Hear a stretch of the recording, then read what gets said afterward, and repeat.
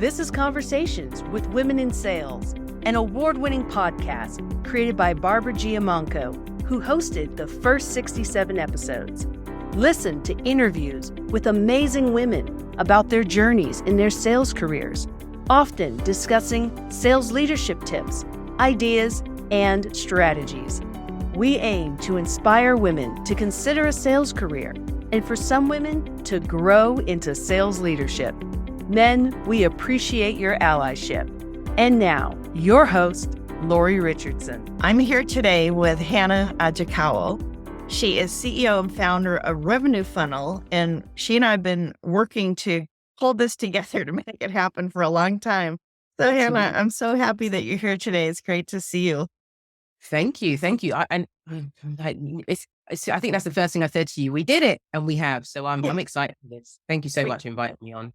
We absolutely did it. I love seeing all the content that you post on LinkedIn and hearing about all the accolades. You seem to be in the mainstream of all the things that are going on LinkedIn, which is cool.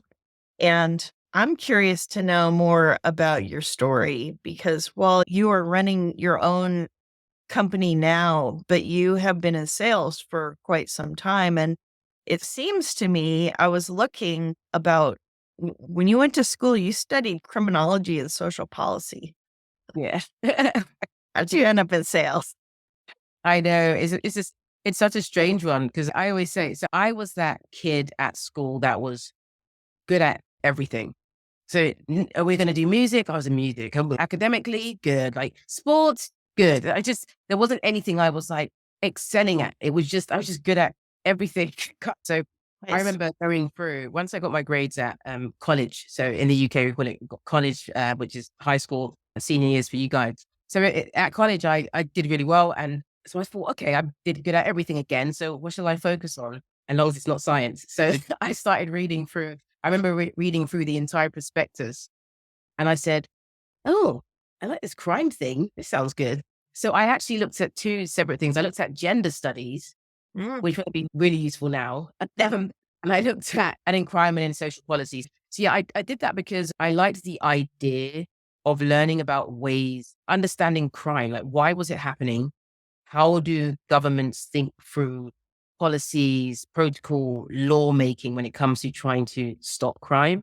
And coming from an inner city area where the people that were around me were involved in crime, I was just curious. And I'm glad I did that topic because a lot of people around me were in and out of uni, jumping from course to course.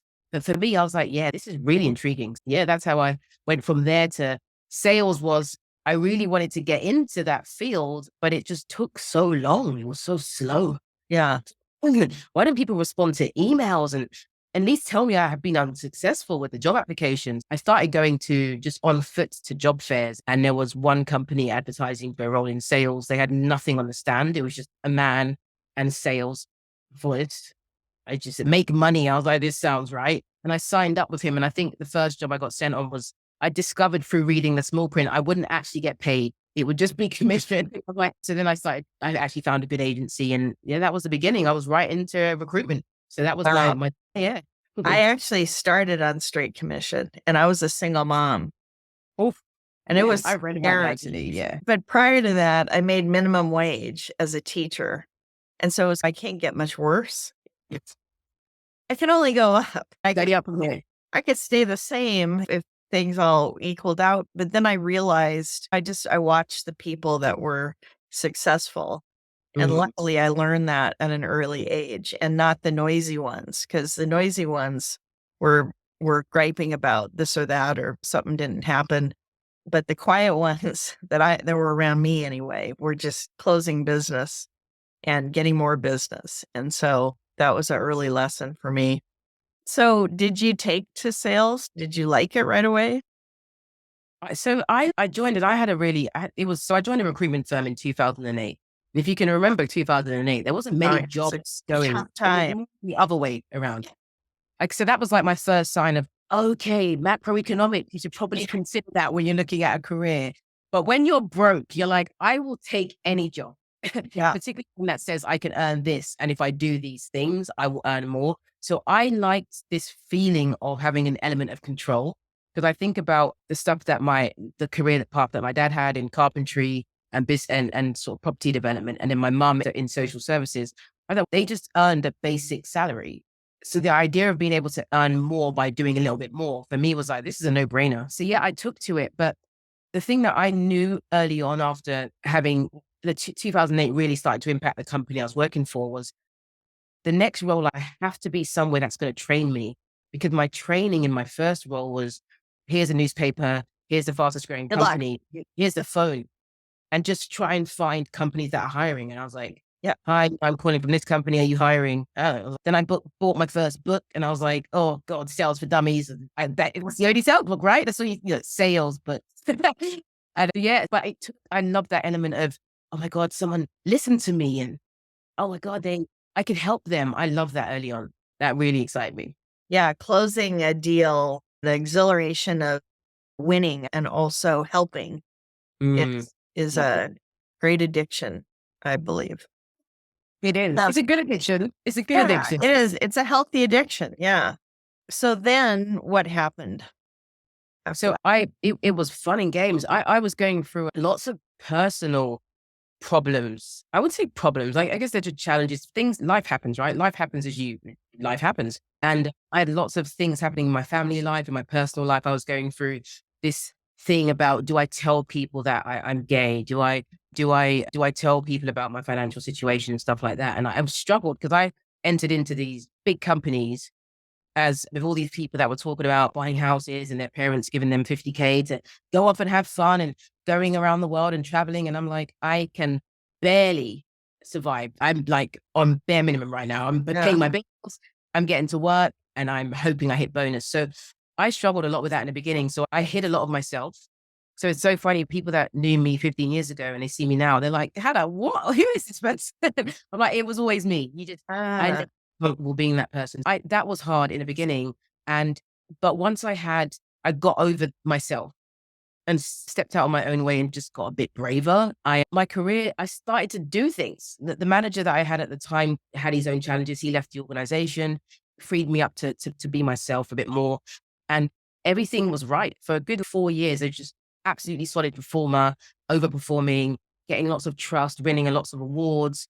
And I tell you why that happened. One, the structure of the organization, very well structured, great alignment across the go-to-market function, very crystal clear career path. Everyone knew what everyone earned at every level. You knew what you get at every level. You knew the plan, and you knew what your journey looked like for about 10 years there. Some really good leadership, other terrible leadership. And then you had good training. So those kind of 5 components I saw as that's what good looks like. So when I went to the next role that I went after and I chased it for money, I was like, they're going to pay me more. I'm off. I need money, right? Yeah. The bonus went enough. I did too. At junior level. So I was chasing the money over looking at the lessons I learned from macroeconomics, the lessons I learned about industry, and trying to piece those things together. And was like, they pay me more. Still earn money there. Company was a mess. Realized lots of lies and all this thing, but still hit my target. I was like, I did what I need to do, but let me go back to that stability. Then I found stability again, and I was like, woohoo! Again, career was off again. And what happened after here is I was still like, I was financially secure myself, but still really much supporting my family. And so I always felt like I'm not where I think I should be in being able to do the things that I want to do, because I am really catering for supporting my family, because we're in various different situations. My parents both had ill health, and it was just really hard to support my own. And then I was getting into these companies, and I was now more curious about what else is happening in the company. That kind of, who's in charge of marketing? What are you doing? Who's in charge of lead? What's happening with the software development? What are we selling? Like that, my brain was looking at all of the things that will make me be successful or not. Mm-hmm. And I couldn't get rid of that little nick. So I asked, that was my one-to-one. Can I just learn a bit more about what is the structure here, and what's our plan, and what's the campaigns we're doing, and what events are we going to? And I'm just, what have you closed? I'm like, yeah, I'm getting there. But what are we? I've seen no leads. I've seen no one closing deals around me. What is happening here? So then I started to learn about a lot of politics. What happened for me is I just got really curious about how comes I've been in situations where even the product's been really boring, but we've killed it. And then we've got this kick-ass solution here, which is, it's all right. It's not perfect, but it's good. and nobody is selling anything. What is happening here? So I started to look at those components and I just couldn't drop it. So that's what happened. I went from that to, I'm going to test this consulting thing out. And that happened accidentally. Interesting. Yeah. Because you're usually in the old days, would be that we would become consultants after our long Exactly. career Yeah. as an individual contributor or something. And it's totally different now. When I went out on my own, people they think you're just waiting for another job. It's in between roles. And Yeah. now it's so different, which is great. I love that. All the fractional roles and Yeah. there's so many different cool ways and to work remotely, like that didn't happen. So No, no, with WebEx. yeah, it's a great time to either to be in a company climbing the corporate ladder or to peel off on your own because you can make both work. They're really Mhm. good. You can watch people and see people's paths like yours to see how you Yeah. can be sooner than later. But one of the things you were saying earlier made me think you didn't feel comfortable bringing your whole self to work. And people talk about that. Oh, just bring your whole self to work. And it's just not everyone's ready to do that. Correct? Yeah. Not at all. And I heard something, not many people will agree, so that this opinion is a bit polarizing, but it resonated with me. So I feel like this is what I'm more inclined to do. And I actually have it as a principle for my company and anyone that I work with. It's just, I actually have it written down. So it says, show up as the person that you need to be to get the job done. Because if you think about celebrities, you might say, everyone knows Beyonce, so I mentioned Beyonce. She's right. Yeah. She's headlined right now, but she used to talk about this alter ego called Sasha Fierce. That's me on stage, but I'm actually quite timid behind the scenes. And I feel like it's okay. It's not that you're not being authentic, but sometimes there's this role that we need to step into in order to leverage the energy and all of our superpower in that moment. Think Yeah. about speakers on stage. Some speakers on stage, they come off and they're like, don't talk to me. It's just, oh, what, you were really energetic and all these things. And then like, yeah, I'm off now. Bye. Like, I don't, that's it. You're like, yes, be authentically true to yourself, which means that sometimes that it means that your personality, your character is multifaceted, and that should be okay. It should okay for me to be, I'm quite high energy, but I'm also really laid back. I'm so chill. I'm like, I kick back. I like people telling me what to do. What are we doing this weekend? Okay, cool. I'm not the let's set directions and let's do this. That's me in the sales world. Because I'm like, I'm passionate about it and I want to motivate people to do better for buyers. But catch me on a Saturday. What are we doing? Nothing? Cool. That worked for you. Authentically me. That's great. That's great. What do you suggest to people who have lost their jobs recently? There's been a lot of turnover and not even turnover. It's really a reduction still going on in particularly tech and SaaS. Do you have any words of advice for people? So I would say don't stop moving. So what I mean by that is what we do is if we're not in a job or we're not in a role, we feel like it's such a big part of us, right? We spend so much of our time at work and that starts to become more of a reality as we get older and we mature and we develop families and we're like, oh, wow, I literally don't see anyone that I love in that way that often. I'm always at work. The hybrid situations change that slightly, but I say don't stop moving because just because you are not in the confines of a workplace and you don't have this role or title, it doesn't stop you being you. Don't stop moving means do things, keep learning, keep talking, keep having meetings, keep networking, keep going out, keep showing up like it's work. Because what are you doing with that time otherwise? You're sitting in your forts. You're reinforcing the feeling of they didn't see enough value in keeping me. You're reinforcing this kind of fulfilling prophecy around I may not be good enough. And I want people to recognize that if you just keep doing and you keep moving, you'll see that there will be a reaction to that. Something has to happen, right? If I hit my hand, it hurts. So like it's created a reaction. I just want people to yes, you're applying for roles, but then you're like, that's all you can control. Then it's like the waiting game. Just don't wait, just keep doing. Because in that moment of doing, there's going to be something that just comes around full circle. And you're like, oh my gosh, there's a role that just came out because I randomly met someone who I didn't plan on meeting and it wasn't in my path, but now I have a role again. So just keep doing, even if it's small. Yeah. And getting those warm introductions and leads so much better than just applying. I wouldn't recommend to anyone I know that's been in sales for any length of time to not use connections to leverage to get into companies, because otherwise you could be screened out just with the AI just and you don't even get a thank you note or Yeah. we're not interested, right? You just Exactly. It's really sad. And I think, but I feel like there's a way to do it now. Again, when we are in this position of we've lost our jobs, some people go on LinkedIn and say, hey, I was caught up in this round, or I'm getting fired. That's it. There's no riff. It's just me. I'm looking for a job. Whatever's happened, right? Or I'm doing a career transition. That's one stage. They use their network. But I think sometimes people leverage the network, whether it's warm or a little bit colder, in some of the wrong ways.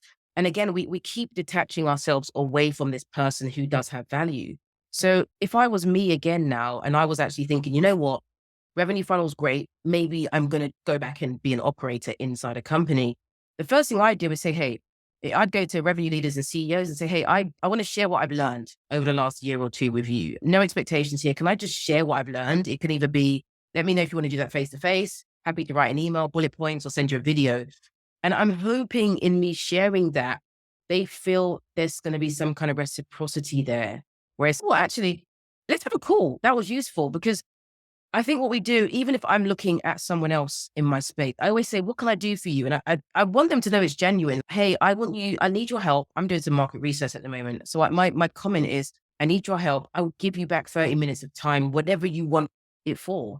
Yeah. And it's so funny because no one takes people up on it. And I'm like, take me up on it. I'm not going to show up and just chat about music. I'm generally going to tell me a problem you have in your company. I'll help you solve it for 30 minutes at a minimum. So I feel like we need to take all that value that we have and we did have inside the organization we were just in, and just share something. You used to work in a sales tech role. Hey, can I just share some of the things I used to do that works for me, my role? Do you mind? As a sales leader, why am I going to say no? And you've helped make impact in a lot of different companies, not just one. That's a funny thing. Sometimes you see people on LinkedIn that have been in one company and they're telling everybody how to do things. And this is what I did, and this could help you really well. And they haven't been to numerous different types of companies and industries. And I know you have. Yeah. And you have a lot to share in that regard. Yeah, I think people should take you up on that. Yeah. And Might get a lot less people after this. Yeah, no, I'm like, I said it's free. And when I do have calls, like, I love, right? I speak to someone and maybe a founder reach out to me. And it's so funny. I mentioned this yesterday, but there's two types of founders that reach out to me, right? It's one that says, hey, can you go and promote my product? That's one. The other one is, I have done this lots of times, and it's usually the more experienced. I've bought and I've exited. I've bought and I've exited. I've been reading your content. I like how you think. What do you think about what we're doing? What is it good? Does it make sense? And I love, firstly, it's free consulting, so they're very clever. However, you can just tell through experience that they're not going to, they're like, I could probably get more value in this half an hour than asking for one post on LinkedIn or, because if I like your solution, I will talk about it anyway, because I'm trying to offer value to my community to say, hey, check out these new things that are about. So it's always so interesting to me to see how some of those calls unfold. Yeah. So that's a good win for you. That's neat. Yeah, it is a win. You're involved in Sisters in Sales. What can someone like me as an ally do with utilize my platform to be of help and be of service? We know that Black women are underpaid more than almost everybody. We know that there's a massive, just a gap, huge gap in terms of people in roles. What can we do? What can I do to utilize my voice? So thank you, Laurie, for even asking the question. It's an important question, and I want people to feel more comfortable asking it, and also just being in spaces where they're like, this should be a safe thing to ask and say. So can I provide a mini bit of context and then go into something else? So first thing is, if you're thinking about a woman in sales, we already know that it's a male-dominated industry. It still is, no matter what, and it gets even more male-dominated as you go up the ranks. Now, if you think about influence and what motivates people to take action, and you think about people like Robert Cialdini, who's done an incredible book on persuasion. If I am a And this is sometimes it's intentional, sometimes it's unconscious, it's all these biases that we have. But if I am a male white leader, look at that right there, right? Everyone's got that on their shelf. And in my audio book, I just met him. Wow, even better. Okay, we can talk about that. Okay. But if I am a white male leader, there's a couple of things I'm looking for. I walk into a room and I'm looking for someone who is like me. And it's not all because I'm like, I know me. I know what I've done. I know what I've achieved. So I'm just looking for me. That's the easiest thing. Path of least resistance. Who like in here looks like me? And then beyond that, I'm trying to find out, okay, the next level is, so that's going to be maybe an Asian male, which is what you see a lot as you get up into the ranks. And then the next level may be a white woman. And then the thing that needs to be done to help is to mention names in rooms that don't get mentioned in. So if you are in a room and you say, hey, have you heard of Hannah Ajikawo? Because they won't be searching for me because I don't look like them, right? So not only am I a woman, I'm a Black woman. I identify as gay and I'm a single mum. I am the biggest quota crusher really in the world, to be fair. World. Wow. And so you've got these people and that's why I say sometimes it's intentional. Sometimes it is a subconscious bias. I didn't realize that's what I was doing. So the more we mention these names, the better. So I recognize that as a woman of color in sales and say, I'm trying to help other women of color to firstly get more opportunities, to find more connections through sisterhood and also normalize networking. I really want that. I know that for me, because of those subconscious biases, the way that I get noticed is through building my authority. Hence why I talk so much and share so much. And I didn't do that with that intention initially. I just thought, again, I need some money because I just started consulting 4 years ago. I just going to talk about some stuff. I didn't realize it would create all these opportunities for me. However, now because I've got more authority, then people can say, I'm an authority figure. I like her and I can see similarities now.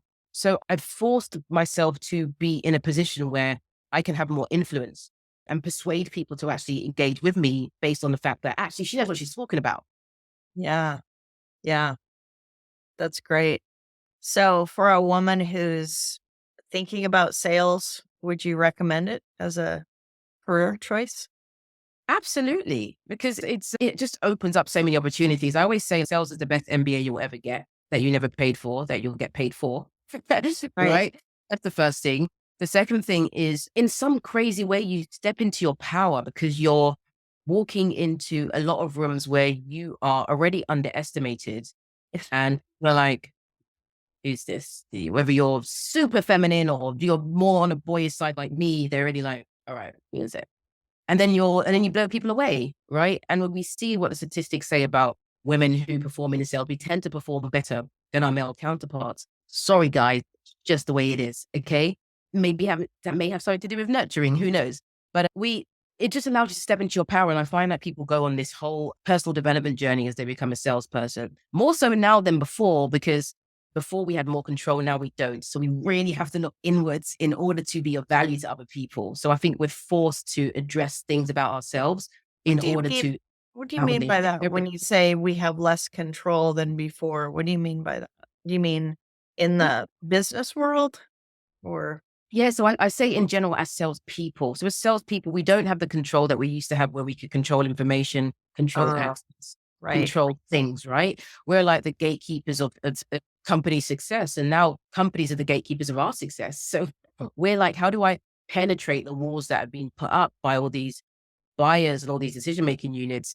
And you can only do that by trying, knocking your head a few times, then it hurts. And then you're like, I can't keep blaming them. I got to do something differently. And then you finally have to go on this really deep journey and you're like, oh my God, I didn't realize I was so bad at all these things. And then you start reading all these books and oh my God, my mindset, my attitude is all wrong. So I think nowadays, as you get into sales and you start to try to do things the right way, you actually go on this really rewarding journey of enlightenment yourself. And I just feel like it's just a beautiful role to step into, to change, to create generational wealth, to step into your own power, and to just be a boss. Yeah, I love that. And if you do it for a couple of years, it will impact your whole life. Whether you stay in a corporation and want to rise to the top, you have to sell your ideas every day. If you launch your own business, you have to sell your products and services every day until you hire other people to do that. So there's really no downside in my mind in terms of doing it, but give it enough time. Like sometimes a year isn't enough. Some people have the wrong manager, the wrong product, service, company, and they have a bad experience. And I would say it shouldn't be a bad experience. Yeah. It shouldn't, but everything starts off hard. And it's so weird that in sales, I think because sales is to some degree public, you don't get to practice behind closed doors, right? So you have to do the hard stuff in public, in front of prospects, in front of teams, in training. But everything you do feels hard for that first bit of it. Whether you're in the gym and you're trying to pick up a weight, the moment you pick it up, it feels heavy. When you pick it up at the top, you're like, oh. Then you go down again, you're like, oh. So it's like everything feels hard as you start it. But you just have to get through that part and be like, what's the longer term objective here? Oh, I actually want to have more holidays this year, create more freedom for myself so I can spend more time with my family and the people I care about. So all of those things you have to keep front and center. Otherwise, you're like, why am I making 100 calls a day? What is this? Exactly. So true. So do you have a book or podcast that you would recommend? Oh, so I'm going to be biased and say everybody tune into a Buyer's World podcast. So it's one that I do live on LinkedIn every week. And it's because I speak to a lot of revenue leaders across the go-to-market organizations, from inside sales leaders through to VPs of marketing, and helping them share best practices and ideas and thoughts around how we get better at running deals, how we get better at supporting buyers. So that's me. I'm a bit biased there. So I'd ask people to tune into that. But it really depends on what I will say about podcasts, right? There's over 3 million plus, and there's someone telling you to start one every day. Figure out what it is you're trying to do and what you're trying to learn, and be very intentional about what you're listening to. So if I'm thinking more about leadership and I feel like maybe I could level up in a particular area, I'm looking specifically for leadership podcasts in that moment. I will search for titles rather than just follow a podcast. And I say that because it's the same on LinkedIn. Who's the 72 thought leaders to follow? What are you focused on? Right now, you want to focus on how you get better at executing emails. Go follow people that really do share good quality content around that and do that for a while. So I'd say that is a big thing. Same with books, but there's some fundamental books. First, about how you engage with people. So we talk about 7 Habits. We talk about How to Win Friends. We talk about Robert Cialdini's Persuasion. Then we want to talk about some really good sales books. And one that I feel is one of the best that I've ever read when it comes to executing a sales process is Anthony Iannarino. When he talked, I think it's like the lost art of closing sales, because he actually goes through from the first interaction to the last interaction. And not many books give you that chronology. It's usually this. I know we've got Spin. You still need to read that. It's still so relevant. But I feel like Anthony's books are, and he sent me a few signed copies, so I feel special. But they're really good. Yeah, he's a good guy. I don't know how many people read them. I haven't seen the data, but that book, Anthony. Yeah, he's done awesome. it for a long time. There you go. Just write some really brilliant books, but there's so many. But I will say, just focus on what you need to improve. You can't improve everything, and just go deep on that for a little bit.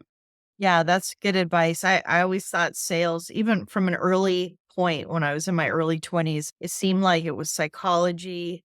It was about closing business. So actual sales skills, but also communication skills, just so many different things. And I just felt like I was a student. And I'll talk to a prospect and I'll learn something. And I love that. It's amazing, right? I love it. The day that we stop learning is when we need to stop helping, I think, because it's not like a doctor where you have to act like you know everything, because we can't. It's a people business, right? It is. And we just have to be more humble in those situations. I think we need to be comfortable knowing that it's okay to not know everything. That's the excitement. I jump into a call and I'm like, I'm about to get a free lesson in business. Let's go. What is happening in your business? I want to know everything. That's me in every call, even till now. That's great. That's Hannah Ajikawo. She's CEO and founder of Revenue Funnel. And can people reach out to you on LinkedIn? They can. All of my contact details are on LinkedIn. People just don't search long enough to find it, but you can hit me up on LinkedIn. Oh, that's great. Hannah, it's been wonderful to have you. I'm so glad we finally got a chance to talk, and continued success to you. We'll be keeping an eye on things and how everything develops for you on an ongoing basis. So thank you so much. You are welcome. Thanks for listening to this episode of Conversations with Women in Sales. You can find all of our episodes at womensalespros.com/podcast. Help us spread the word, and let's change the face of B2B sales.